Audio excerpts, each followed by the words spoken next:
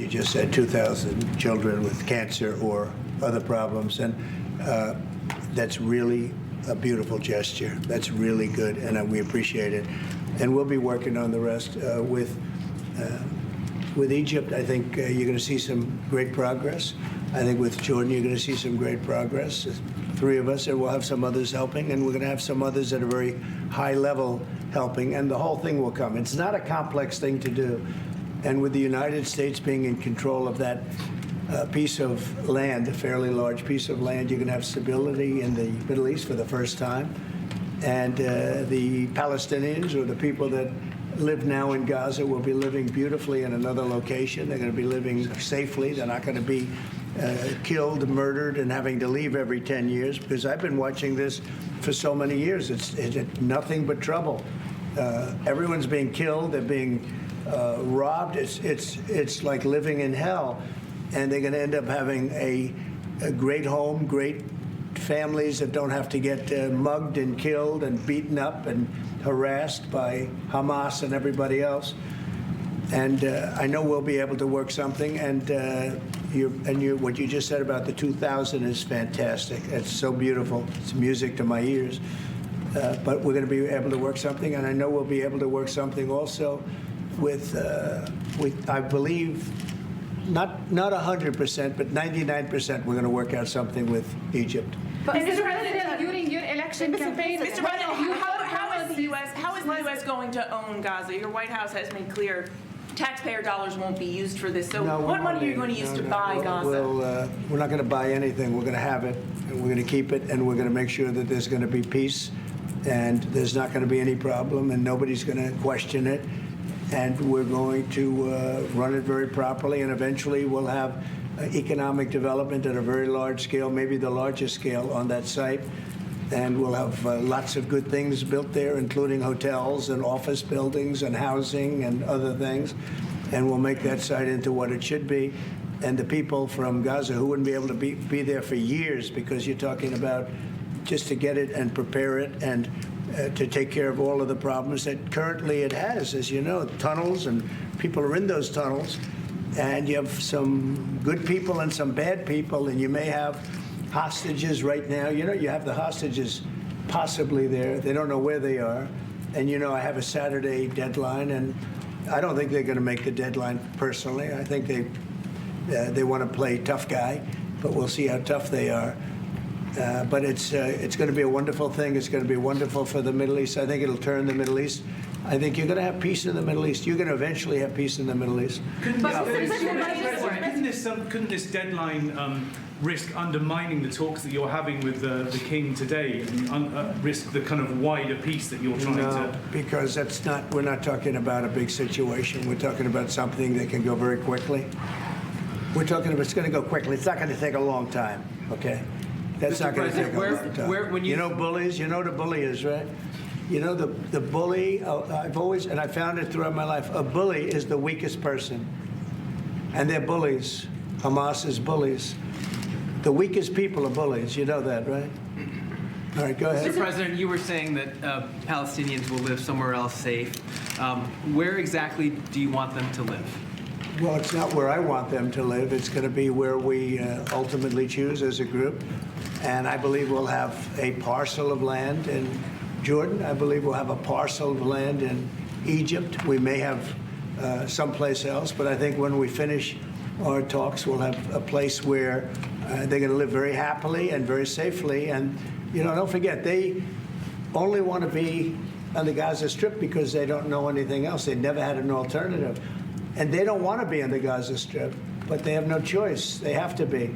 And they're being killed there at levels that nobody's ever seen. No place in the world is as dangerous as the Gaza Strip. They don't want to be there. They have no alternative. When they have an alternative, not one person will want to stay where they are. Nobody wants to stay there. They're living in hell. It's a death trap. Mr. President, how do you know that the Palestinians don't want to leave their land? Some people say this is ethnic cleansing. You won't be able to force them to leave their land. We're moving them to a beautiful location where they have new homes, where they can live safely, where they'll have doctors and medical. and all of those things, and I think it's going to be great. Yeah, any questions? King Abdullah, what do you think about the U.S. taking over the Gaza Strip? Do you want to see the U.S. own the Gaza Strip? Well, I think, as I said earlier, the president is looking at Egypt coming to present their plan. As I said, we will be in Saudi Arabia to discuss how we can work with the president and with the United States. So I think let's wait until the Egyptians can come and present it to the president and not get ahead of ourselves. And is there a parcel of land in Jordan that you're willing to have Palestinians? Well, I think what we said, I have to look at the best interests of my country. I think the president is very happy that we do this thing with 2,000 children as quickly as possible.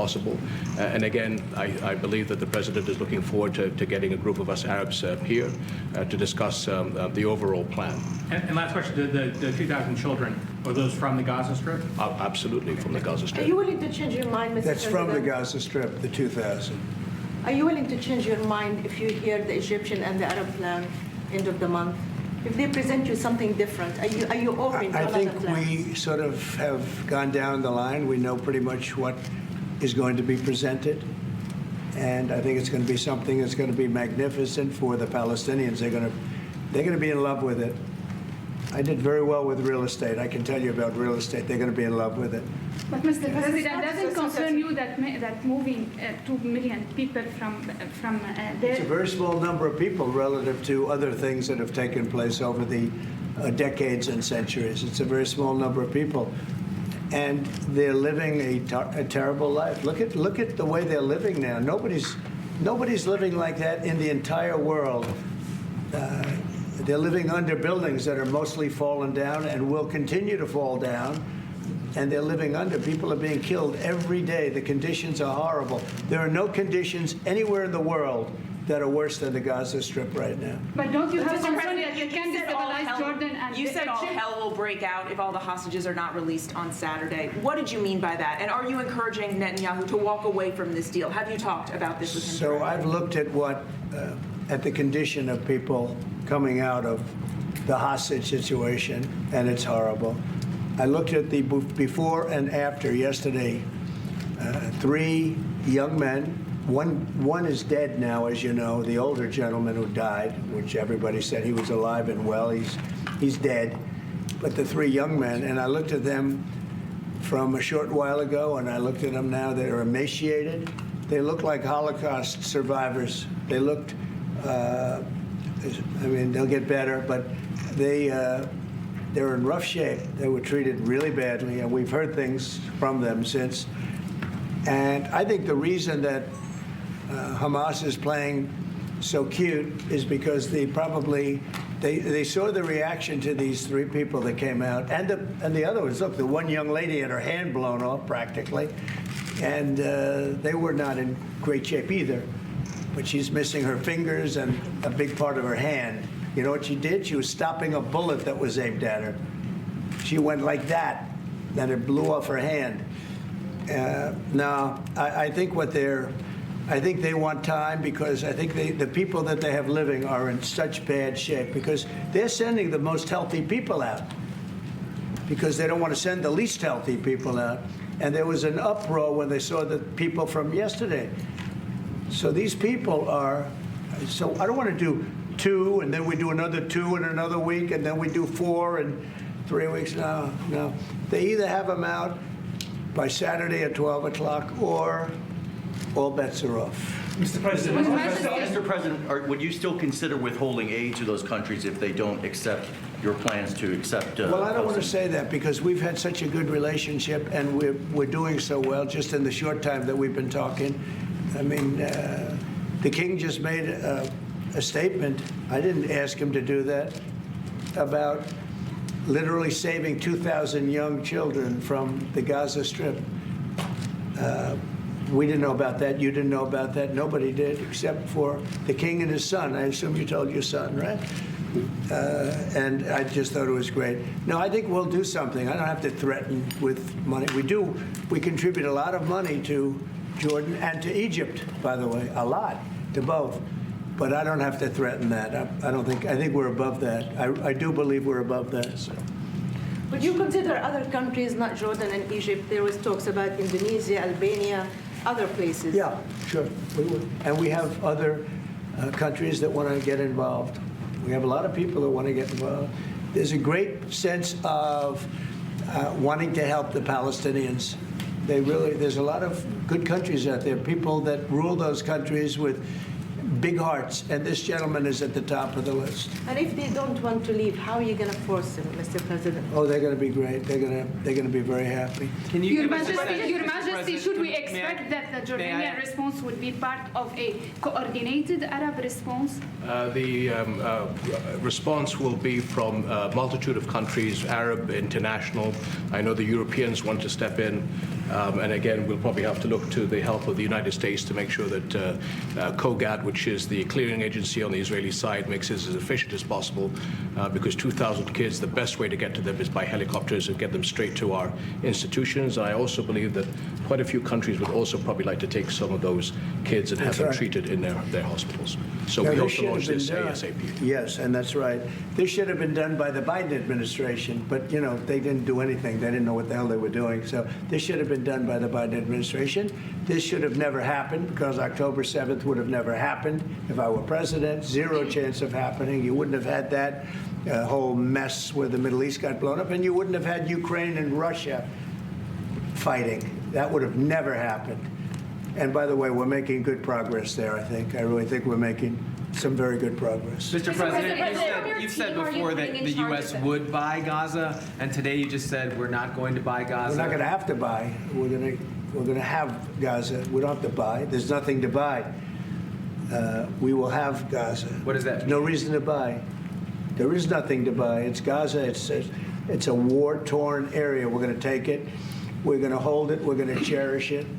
We're going to get it going eventually, where a lot of jobs are going to be created for the people in the Middle East. It's going to be for the people in the Middle East, but I think it can be a diamond. It can be an absolute tremendous asset for the Middle East.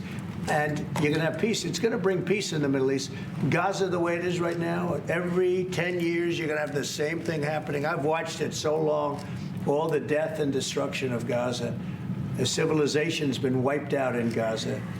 No, it's going to be a tremendous thing. It's fronting on the sea. It's going to be a great economic development job. It's going to put people to work, a lot of people to work, and those people are all going to be from the Middle East. And just to follow up with one on that for King Abdullah, can you clarify again, sir, how do you feel about the U.S. taking Gaza, as the president said? Well, again, this is something that we, as Arabs, will be coming to the United States with something that we're going to talk about later to discuss all these options. And Mr. President, take it under what authority? It is sovereign territory. Under the U.S. authority.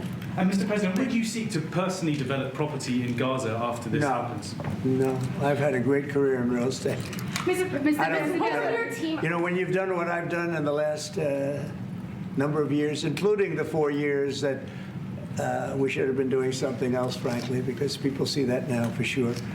But when you've done what I've done, you can just do more good for people when you're president. When you're president, we can do things. This is all things that should have been done, but actually things that shouldn't have had to be done. Gaza, absolutely, it would have been so great if the Biden administration would have started this. But actually, in all fairness to them,